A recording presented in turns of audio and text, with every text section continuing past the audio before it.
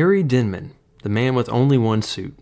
Harry Denman was a Methodist lay leader and evangelist whose life exemplified Jesus' teachings from his Sermon on the Mount. Harry usually only had one pair of shoes, he only had one suit, and he never wore a watch because he liked to ask people for the time as a way of starting a conversation with people. When people would gift Harry clothes, he would often turn around and give those clothes away to the needy. He served as a secretary for the Department of Evangelism in the Board of Missions of the Methodist Episcopal Church South. He was the general secretary of the Commission on Evangelism. He was responsible for the publication of the devotional resource, The Upper Room. He played a part in incorporating the Foundation for Evangelism, and he was also instrumental in establishing the International Prayer Fellowship, which is an organization that was headquartered at Lake Junaluska. In addition, he served as a member of several jurisdictional conferences and general conferences as well. Billy Graham once called Denman one of the greatest mentors for evangelism. So join us on this historical episode of the Methodical Methodist podcast as we explore the life and ministry of Harry Denman. Hello and welcome to the Methodical Methodist podcast, a podcast where we talk about why the church is still relevant for us today as we explore themes connected to religion, politics, pop culture, faith, and yes, even the church. Together we can find out what it means to live into the mission of the church by making disciples. Now, let's get methodical. Hey everyone, I'm your host, the Reverend Andrew Lay. I know it's been a while since I've put a podcast episode out, but it's good to be back, and hope that you might check us out on social media. Find us on facebook.com/methodicalpod. You can also find us on Instagram as well at methodicalpod.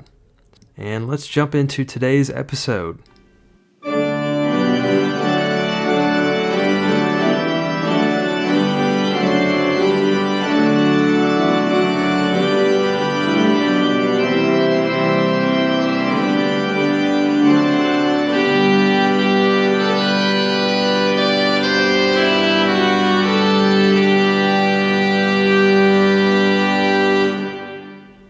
Harry Denman was born on September 26, 1893, to Hattie Leonard and William Henry Denman.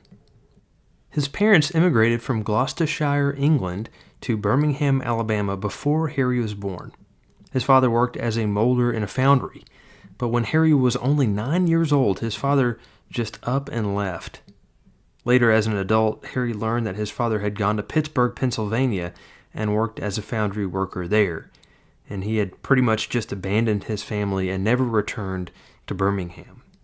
We don't know a lot about Harry Denman's early years. Part of that is because Harry was so private, and he often diverted attention away from himself and on to others instead. But we do know that he left school at the age of 10 to support himself and his mother. In an article he wrote, he said this, "I remember when I was a boy in Smithfield. Every Saturday afternoon, my responsibility was to go to St. Paul's Church with old newspaper and clean the oil lamps. I was the maintenance man.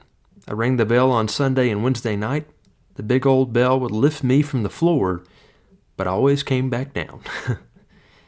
His Sunday school teacher, Miss Minnie E. Kennedy, encouraged him along with his pastor, the Reverend L.C. Branscombe, to go back to school and finish his education. He had gone to work for the Tennessee Coal and Iron Company, and then later on he would go and work as the secretary of the Birmingham Sunday School Council for a whopping $30 a month. And he worked there until 1919 when he became the business manager for the First Methodist Episcopal Church South in Birmingham. And he stayed there until 1938, almost 20 years. At that time, he was then elected secretary for the Department of Evangelism in the Board of Mission of the Methodist Episcopal Church South in Nashville, Tennessee. But Harry did have a late start with his education due to his family situation. He started preparatory school at the age of 22, and he went on to Birmingham Southern College, where he received a Bachelor of Arts in 1921, and then received a master's education in 1930. And Harry talks about the struggle that he had with his education, and he writes this about that. I entered first-year preparatory school in Birmingham College in September 1915. I wanted an education, so I quit my job for a part-time job which paid 1/3 of what I had been making. The slow pace of college discouraged me. I wanted to go back to the business world. One morning I stood in the chapel looking out the window trying to decide what to do, and an upperclassman came and stood by me and said, "Harry, we're glad you've entered school. We're going to stay by you. You have our prayers and our help." And he walked away. That's when I decided to stay. That upperclassman was Bachman G. Hodge, who would later become a bishop in the Methodist Church.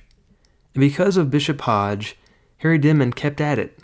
He wrote once later in life that he worked incredibly hard for 6 long years to get his education. He stayed extremely busy, so much so that when he was 45 after he moved to Nashville, a woman wrote to him and she said that she was worried that he had not yet married. And Harry Denman replied, "I think I'm a little bit old, and I've lost my nerve." And then he added that the well-known evangelist Gypsy Smith had finally got married, so perhaps he wasn't old enough. As the business manager of a large metropolitan church, he organized an older boys' council, a girls' class, recreational activities for young people, and he worked for the establishment of Camp Winnetasaka. He was very well known for his hard work and dedication. In fact, he was awarded 2 honorary doctorates, one from Athens College in Athens, Alabama, and another from Uha Women's University in Seoul, Korea. He was well known by many in the church. He served as a delegate to the Southeastern Jurisdictional Conference in 1940, 1944, and 1952, and he also served to the General Conference in 1934, in 1938, 1939, 1940, and 1952. He served in so many positions and roles in the life of the church.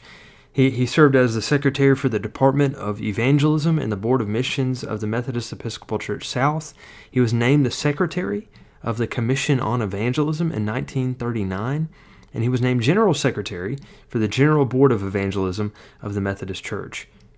He was a very organized and structured leader. He almost single-handedly grew the General Board of Evangelism from one man and a secretary working in a tiny little office to an organization of 250 people with building headquarters worth more than $2 million. And this building also housed the publishing company, The Upper Room. Harry brought missionaries from Argentina, Peru, Africa, India, Burma, the Philippines, Korea, Japan, Hong Kong, and England. And he also supported evangelistic missions to Cuba, South America, Asia, India, and Africa. It's amazing because despite his high positions in the church, he never let it go to his head. He was always known as simply Harry. He was quick to accept preaching engagements in churches of all sizes, large and small. And Harry Denman was like a machine. You know, as I was reading about him, it was just insane to hear about his work schedule. He worked all the time. When people asked him why he never took a vacation, he always replied, "I have a vacation all the time. I'm enjoying what I'm doing. So I have a vacation 365 days of the year. I'm trying to do what I believe the Lord wants me to do." And that just sounds awful to me. It's kind of no wonder this guy never got married. But the guy loved working. I mean, I'm kind of thinking about that famous line from Stephen King's The Shining, "All work and no play makes Jack a dull boy." But it really does seem like Harry Denman just loved his job. He traveled around and preached all the time, and apparently in one 48-hour period, he spoke in 5 states, Ohio, Michigan, Pennsylvania, Virginia, and Indiana.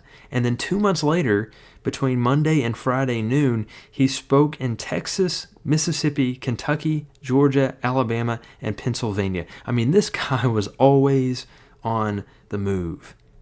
He carried his wardrobe and all of his office supplies in his briefcase when he traveled. He was always ready for work at any moment's notice. And he was notorious for working crazy hours. He would stay up miss entire nights of sleep. He would sometimes go to bed at 6 p.m., sleep till midnight, and then resume working at midnight. 6 hours is enough sleep for anyone, he often declared. And here I am going to have to respectfully disagree with Harry Denman. I definitely need more than 6 hours. But Harry Denman was just full of energy. Biographer Harold Rogers said it best. There was only one of Harry Denman, though sometimes it appeared that he was quadruplets. I mean, this guy was just non-stop.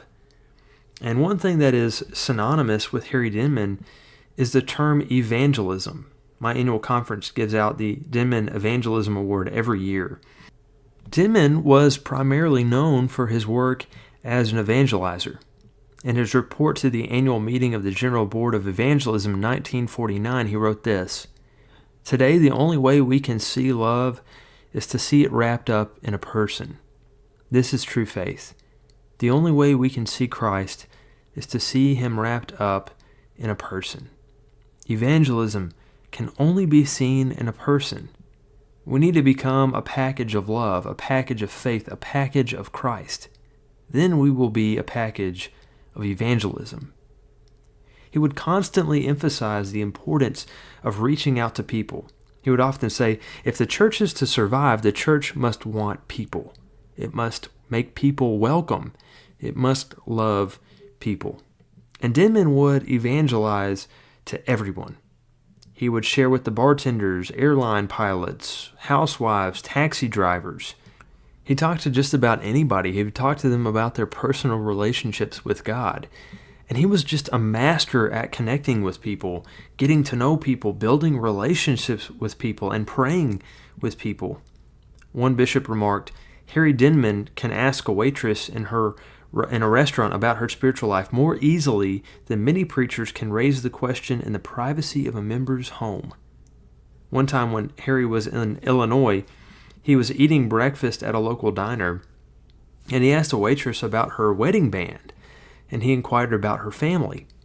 And when she told him that she had a husband and a baby daughter, he asked where they went to church, and she gave the name of the church, but she added that she didn't have a lot of opportunities to go on Sunday mornings because of her job. And Harry asked, "Have you had your daughter baptized?" "We want to," she replied, "but we haven't been able to make those arrangements again because of my work." Before he left the restaurant that morning, he had talked with the owner of the diner and arranged for the waitress to have the next Sunday off so that she could have her baby baptized. And there are just dozens of stories like this. Harry Denman had a heart for all people. And he had an incredible ability to love and never judge people as bad. He would often say, so often we church people look down our noses when someone does something of which we disapprove. We just hug ourselves a little tighter and think how wonderful we are. Of course, there are many things which we cannot approve, but if we are true to Jesus' commands, we must still love the person. Denman was concerned about the future of the church, and he saw membership dipping. When he was 80 years old, he was speaking in Dallas, Texas, and he said this: "We can study more books and do less than any crowd I know. Our trouble is we don't believe people need Jesus Christ, but I still look to him for the answer. The great thing about Jesus is that he didn't have any committee. He didn't have any organization. He had time to visit." Oof, I mean, those words convict me. I know as a pastor, I don't do enough visiting. I feel like I'm so busy sometimes writing sermons, sending emails, leading Bible studies, but I don't often just stop and visit with people on the street or in the grocery store or in people's homes. I don't often have an opportunity to really, enter into people's lives in the way that Harry Denman was able to do that. But it's interesting because Harry Denman, even though he did a lot of pastoral work, he was never actually ordained or licensed as a minister. He always remained a layperson. But nevertheless, a group of bishops asked him to leave his job as the business manager of a church in Birmingham and to take a place in the general church. And Denman said, "I told them I was not an ordained man. I didn't even have a license to preach." But Bishop Paul Kern spoke up and said, "Harry, you can make a little talk. With a smile, Harry Denman added, "That's what I've been doing ever since, just making little talks." Harry Denman did more than just make a little talk. He lived to preach. He made several major addresses to the General Conference, to jurisdictional conferences, to annual conferences, to convocations. He loved preaching, and he was good at it. One longtime friend of Denman said if Harry could drop dead in the pulpit, he would be happy. But Harry didn't just preach in the pulpit. He preached everywhere he went. He would share the word in his letters and staff meetings and articles and meditations that he wrote. He could even find ways of preaching the word in casual conversation. It almost seems like his actual entire life, his entire being, was this way of preaching in the way that he lived his life. But in one sermon from 1938, he preached a message urging the importance of unity in the church. He said, "I stand here today to plead for union because in the name of our Christ and our church, we can go into every American city, into every American village, into every American town, out onto the roadside and preach the gospel to thousands who need the gospel today.